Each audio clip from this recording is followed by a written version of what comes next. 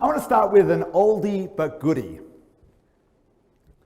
I've got this friend, Vince McConnor, who has been asking me for ages.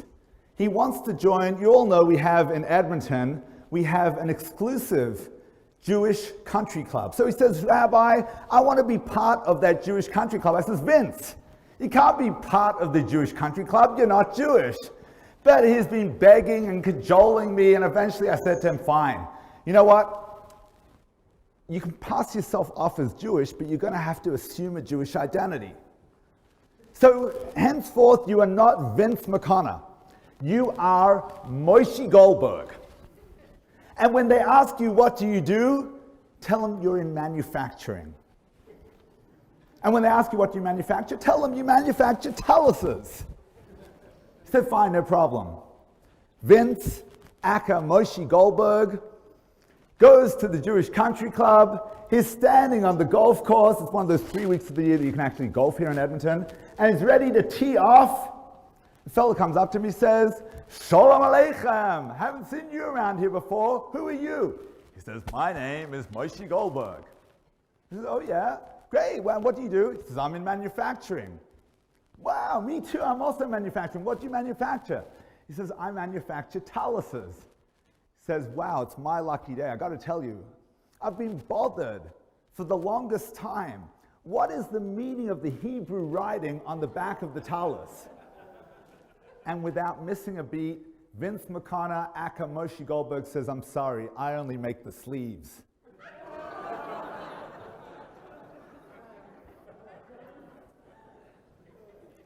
Tonight, my presentation will be beginning with a video that is currently being broadcast at the ROM, the Royal Ontario Museum. Rabbi and I were recently in Toronto for President Stan and Rosemary's son Mark's marriage to Andrea, beautiful wedding.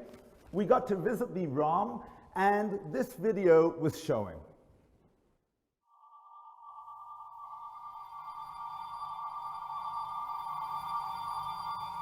Turn the other way, look around. Something big's about to happen. Nadja, Mario, Jasmin, hallo. Alex. Urs. Urs, Urs. Hinter dir steht eine Herrenfigur, so wie sie eingesetzt wird, tatsächlich. Und nehmen jetzt all die Maße an, die wir brauchen zur Herstellung, wo es abweicht, damit wir sie wiederum produzieren bzw. modellieren und bauen können. Dieses Maß ist dran fixiert.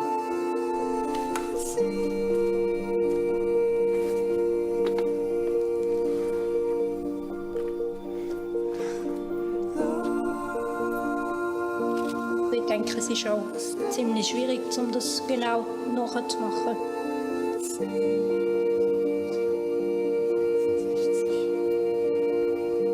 Es fehlen 35. Stay the current course. Schon richtig hochsportlich machen. 'Cause I think about you all the time. Wie war das mit der Fußform der 10 Formen? Es sind nur 13. Nur 13.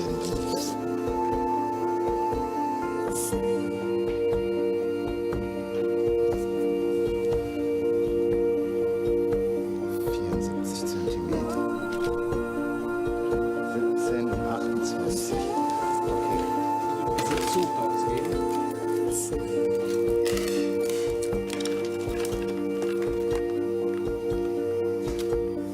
Guess I do know the truth. After all,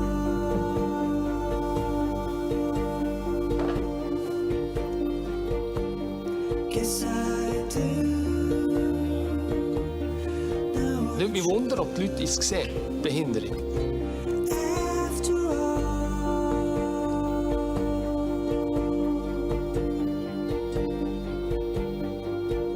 And nothing you can do to turn it back around is gonna make a difference.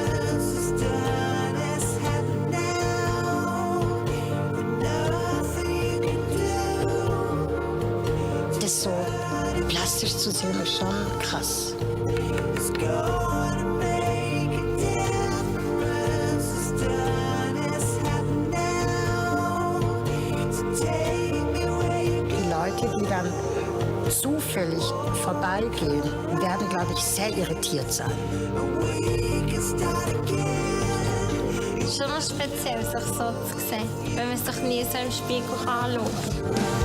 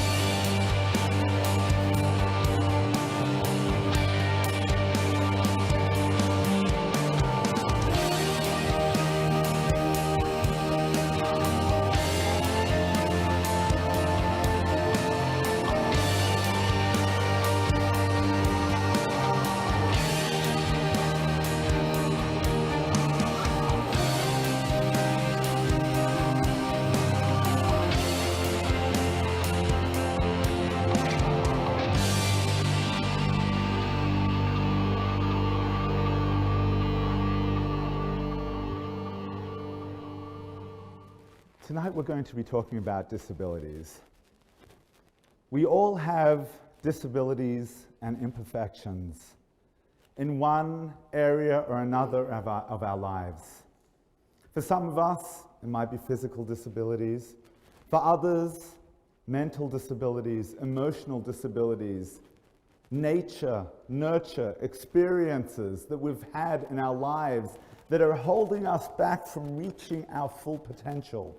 And we say to ourselves, I can't be this, I can't do that. I have been dealt a bad hand in life. Let me tell you about Ehud Ben Gera. Ehud Ben Gera was physically disabled. He was what we would call a cripple. He was crippled in his right arm. His left arm worked, he was crippled in his right arm. And he was chosen by the children of Israel, by the Israelites, to bring a tribute to King Eglon of Moab. Rabbi Nitz spoke about the boom and bust times of the nation of Israel, of the land of Israel. This was a bust time. We had been ruled by the Moabites. Moab was in where we call today Jordan. Remember, we passed through Moab as we crossed the Jordan on our way into Israel. Moab was ruling over the Israelites. We were paying taxes to them. We were paying tribute to them. Regularly, we would have to send the king bounty from the land of Israel just to appease him. And on one such occasion, the Israelites turned to Ehud Ben Gera, who was from the tribe of Benjamin, and they said, we would like you to take this gift to King Eglon of Moab. Why me, he says.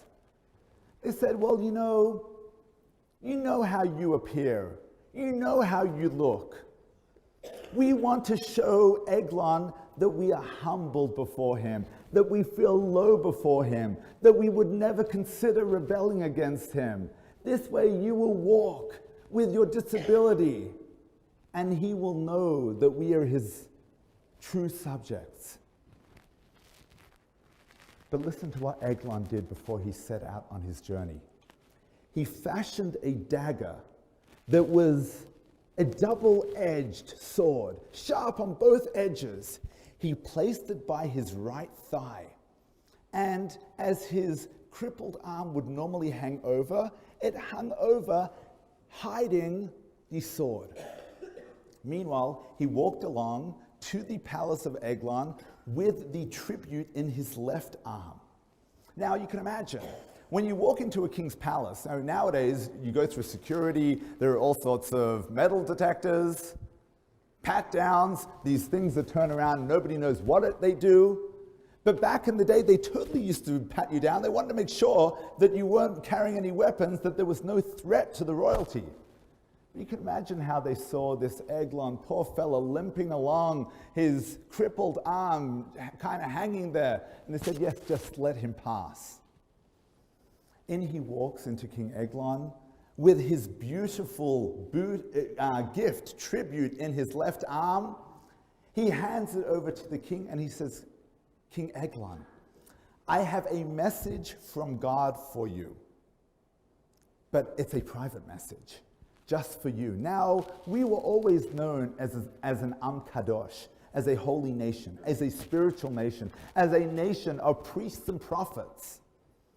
And so King Eglon said, well, if this Jewish leader has a message from God for me, then I will believe him. And he sends everybody else present out of the room, not thinking to himself, come on, this harmless cripple, what's he going to do? No sooner had everyone left and the doors were locked behind them, that Ehud reached down to his right thigh with his left arm, grabbed the dagger, thrust it through King Eglon, who was a big, heavy-set man, thrust it right through so you could not even see the dagger. There was Eglon dying on his throne. Ehud saluted him, walked right out, closed the doors, locked the doors behind him, marched straight out and ran straight back to the Jews in Israel. And it was only hours later that the guards of Eglon thought that something was amiss, finally opened the doors to see Eglon lying there dead. For many, many, many years afterwards, we had that boom period, a period when we had our own sovereignty in the land of Israel. All because a man called Ehud ben Gera, who many dismissed as inadequate, was able to take his disability, his inadequacy, and transform it and become great through that so-called disability. How many of us go through life saying, well, because of my disability, I will never amount to much. I went through that terrible divorce, and now I will never have a good relationship. I was laid off from work, and now I will never be financially stable. I grew up in an abusive household. No wonder I messed up. I dropped out of school early because I had to support my brothers and sisters because my father died early. I will never amount to much. I can't have a good job. And we go through life saying, I can't, if only I had stayed in school, if only I had stayed in that marriage, if only I had good parents, if only I hadn't been born with a disability, if only I was born a little smarter, if only my parents had a little more money to give me to put me through college. But that wasn't the way Ehud ben Gera looked at life. Ehud ben Gera said, the Almighty has given me a certain lot in life, and he knows that the greatest success in life is the success that I will have through that. The problem, dear friends, the reason that we think that we can't succeed is because we imagine a mannequin that looks a certain way, and that we have to fit that mannequin. And if I don't fit that mannequin in whatever area of my life, whether it's physical, emotional, biological, psychological, then I'm inadequate. But maybe it's the mannequin that needs mending, not you. You see, our sages teach us, Ein HaKadosh Baruch Hu ba betrunya imbriosav. God never gives you more than you can handle. So if God has given you something in life, something in your nature, something in your nurture, some experience that you've had, then that means that God knows that not only can you handle it, but that is the tool you need to be to have the ultimate success in life. Let me tell you about Tony Melendez. Tony Melendez when his mother was pregnant with him, she had morning sickness. At the time, she was prescribed thalidomide. It was thought to help morning sickness. The only problem was they didn't know at the time that these mothers who were taking thalidomide, many of the children were then born with gross deformities. Tony Melendez was born with no arms. When he was about 7 years old, he discovered his father's old guitar, and he said, "Dad, I want to learn to play guitar." And you can imagine the rachmanas, the pity that his father felt looking at this poor young man with no arms who is now asking to learn guitar. And he kind of shook his head in sorrow. But Tony was a fighter. Tony never gave up. Tony persevered and said, "I will play guitar." And many of you today would have seen videos of Tony who plays guitar with his feet, with his toes. He sings beautifully. He is a better guitarist than I, and I, thank God, I have fingers to play. He plays beautifully because he took what others would have perceived as an inadequacy, and he transformed it to make it his greatest asset. I was recently in Trinidad, as you all know, and I was in the airport. And like in most airports, close to the gate, there are special chairs reserved for handicapped or disabled people. Only thing is, in Trinidad, it doesn't say disabled, it says differently abled. So I thought, well, that sounds interesting. I never heard of that before. So when I got back, I decided to research it. Now, I'm an academic, so I have a very powerful research tool I'm going to share with you this evening. It's called the internet.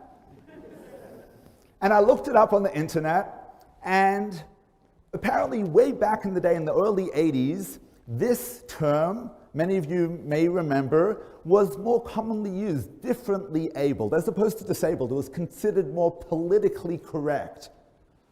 But after a while, the disabled community said, how ridiculous is that? It's not as if you're calling everybody differently abled. Hey, we are all differently abled. As Rabbanit said, we all have our unique qualities.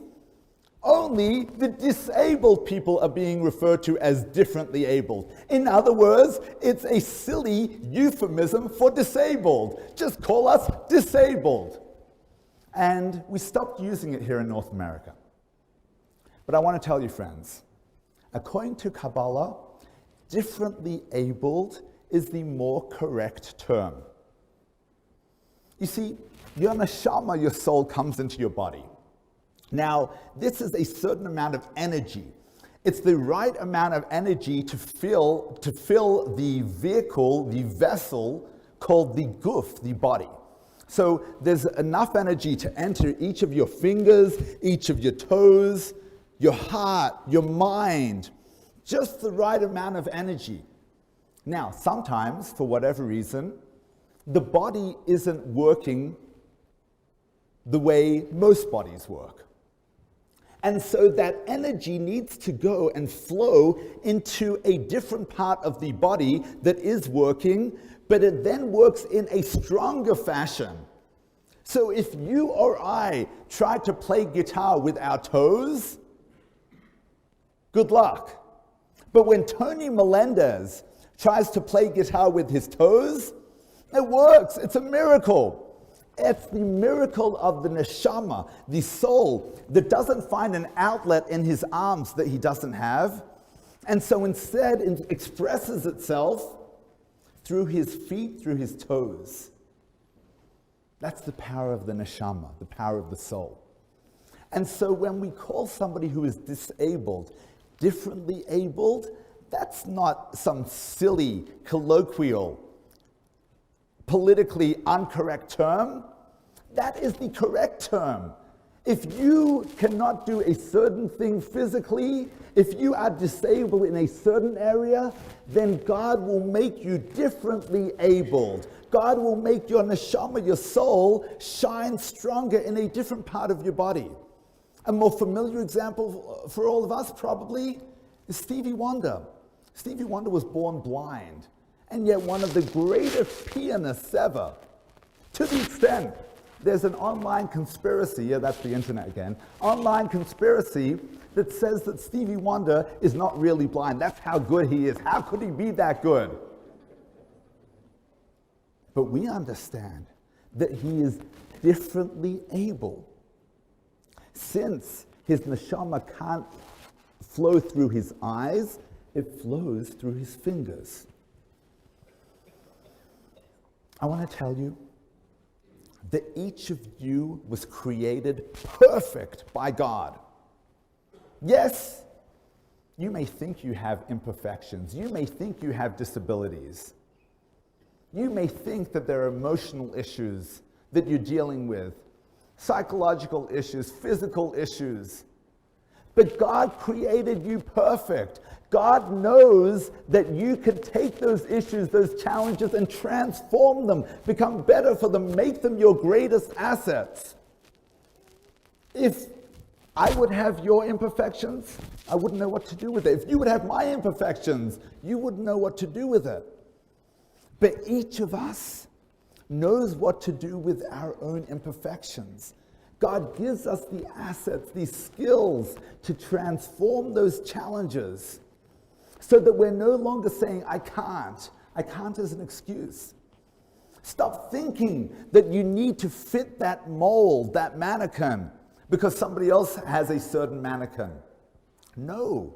Your mannequin is different. Your mannequin looks different. Your life, your perfection is different. Your job is to figure out, how do I take what my perceived challenges, my perceived disabilities, and transform them? That abusive house that you grew up in, that made you a stronger person in life.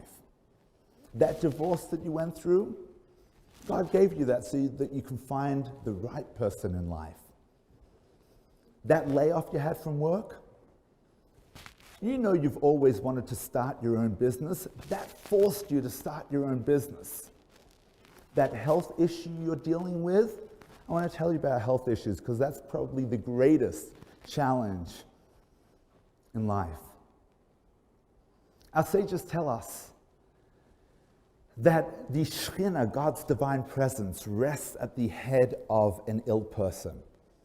So anytime I go and visit somebody in the hospital, of course, I bless them that they should have a refuah shlema, a complete and speedy recovery.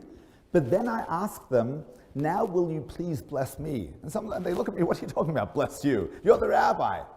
I might be the rabbi, but you have the power of the Shekhinah, the power of the divine presence that is resting right by your head. So if you are dealing with a difficult illness in life, and maybe there isn't hope on the horizon, here's the hope. Here's the way to transform it. You have been given by God a special ability to bless others. You need to take that Shekhinah, that divine presence that is resting by your head, and use it to draw down blessing to everyone around you, everyone you come into contact with. Blessings for parnasa, for livelihood. Blessings for nachas from their children.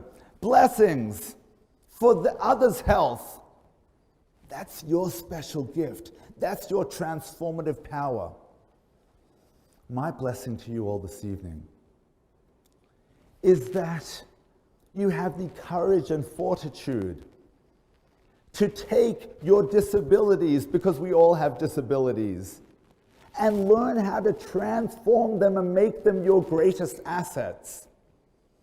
May your neshama shine forth in a revealed way throughout your body, throughout your psyche, throughout your life. And may you merit to fulfill your divine mission on this earth. Thank you.